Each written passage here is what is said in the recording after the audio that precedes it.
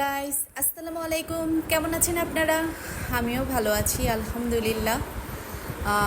আজকে সকালে ঘুম থেকে উঠে বাবা ফোন দিল এখানে আমার বাবার বাড়ি আসার জন্য।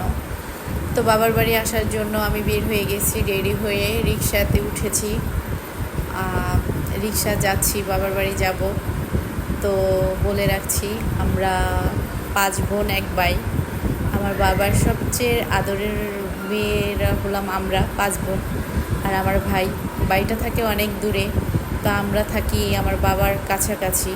আমার বাসাটা হচ্ছে একটু দূরে, আর সব বোনদের বাসাটাই হচ্ছে উত্তরার মধ্যে।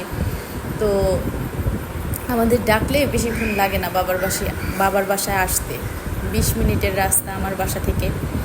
আর যদি জ্যাম থাকে তাহলে আধা ঘন্টার মতো লাগতে পারে। তো এখানে আইসা রিক্সা চেঞ্জ করতে হয়। তো আমি বাংলা রিক্সা চেঞ্জ করে অটো রিক্সাতে উঠলাম বাবার বাড়ি যাওয়ার জন্য।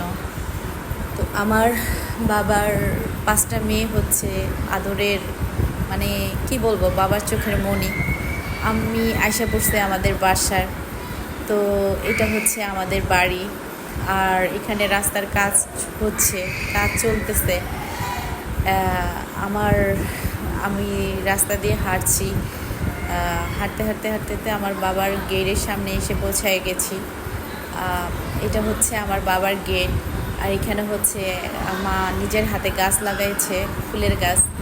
আমি বাসাতে ঢুকলাম। এটা হচ্ছে ঢুকার সিঁড়ি। এই সিঁড়ি দিয়ে উপরে উঠতে হয়। আমি উপরে উঠছি। তো উপরে উঠে মেন গেটটা দেখলাম আটকানো না খোলাই ছিল। তো আমি খুলে ভিতরে ঢুকলাম। ভিতরে ঢুকে এটা হচ্ছে আমার বাবার একটা শখের জিনিস। এখানে অ্যাকোরিয়ামে মাছ রাখছে আমার বাবা। আর আমার ছোটো বোনের হাজব্যান্ড আম পাঠাইছে কিনে, বাংলাদেশ থেকে, রাজশাহী থেকে অর্ডার দিয়ে আম আনাইছে আমার ছোটো বোনের হাজব্যান্ড। কারণ ওরাও থাকে ইউএসএ, বাংলাদেশে থাকে না। তো আমাদের প্রতি বছরই আম কিনে পাঠায়া খাওয়ায়।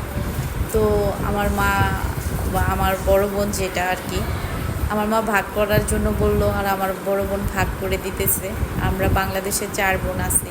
1 বোন থাকে ইউএসএ, আমার ভাইটা থাকে কানাডাতে। আর ভাগ করা এখানে শেষ। নেক্সট ব্লগ নিয়ে আবার আপনাদের সামনে হাজির হব ইনশাআল্লাহ। সবাই আমার জন্য দোয়া করবেন। আসসালামু আলাইকুম।